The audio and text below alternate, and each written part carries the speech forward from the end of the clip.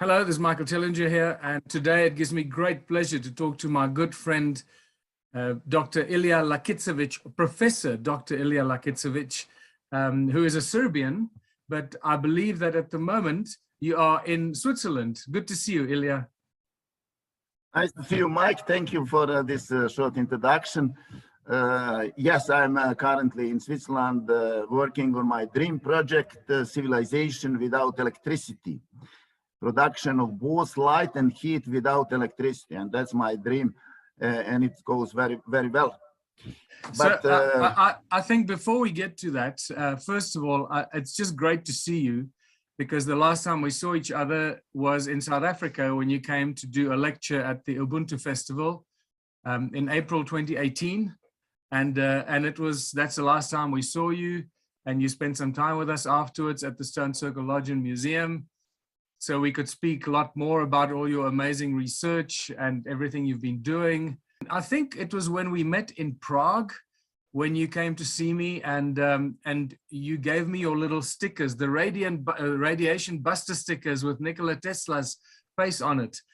And Tim from Omnia has now taken it with your permission and has turned it into a very successful business because of the incredible effectiveness of your little stickers that harmonize the radiation, the damaging radiation. So before we start talking about your brand new research and your brand new discoveries, I'd like to ask you, so it comes from you yourself, to tell us a little bit more about the technology and the evolution of the technology that went into making those incredibly effective little radiation stickers, the Omnia stickers. Yeah, that's not only the sticker, that is a conscious chip. You know, everyone knows those electric chips with many legs, many pins, and you put electric current on it and they perform some tasks.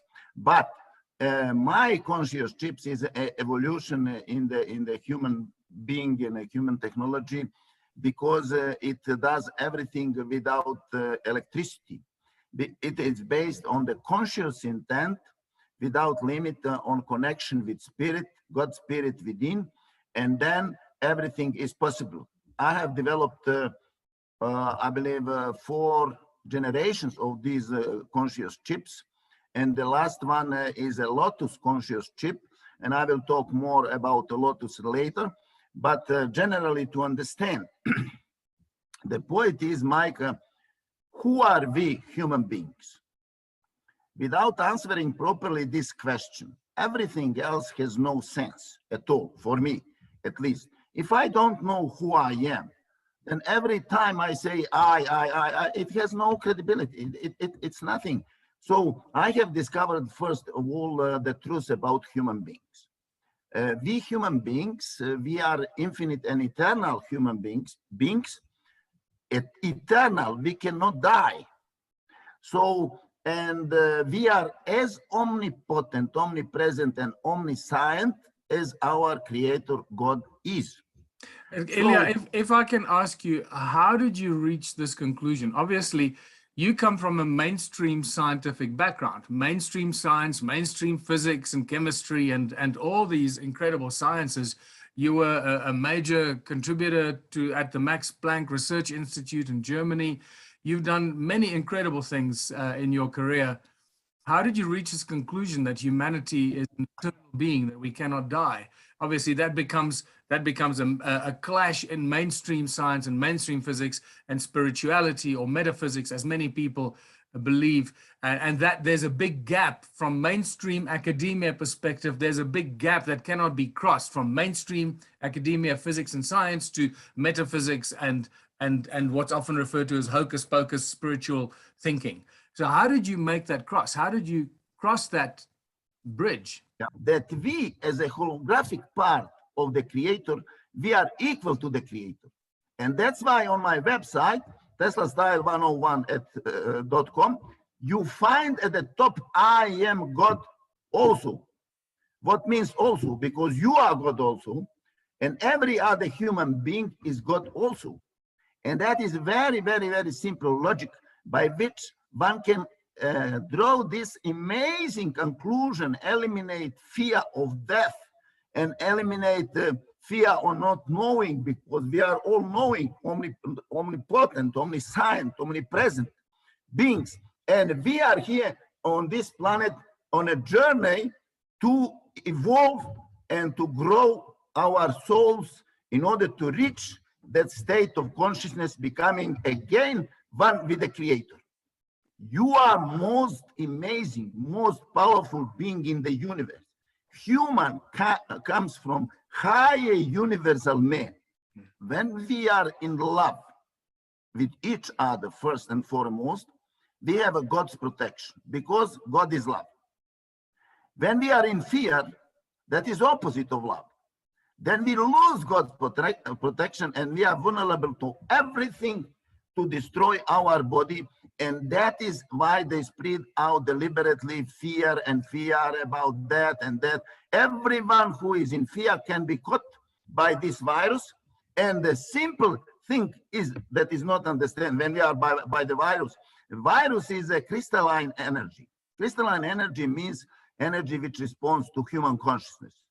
Our conscious intent is the strongest power in the universe. In order that our conscious intent goes into manifestation, we need to connect with God's spirit within. So that's why I recommend always the conscious breathing as a most simple, most easy, most efficient technique. Costs nothing, takes not much time. Just to close eyes, breathe in through the nose and breathe out through the mouth only, and take a conscious decision to connect with the spirit within. At that moment, when you forget the body and you are connected with spirit within, every your conscious intent goes into manifestation, because then you are one with God's spirit. And that's amazing. I'm doing it as you speak. I'm doing it as you speak, because I see. Oh, right. We are so caught up in the rat race of life, and things are stressful, and 99% or 90% of the global population is worried about survival, worried about how we're going to make ends meet, worried about our families, worried about our health, our jobs, everything around us. And we forget to breathe, and oxygen is God's gift to us. Through oxygen, everything is possible, and how oxygen reacts and relates to everything else around it. Oxygen is the God particle, is the God molecule. That's what I've discovered. And by you nodding your head, it sounds to me like you've also realized that.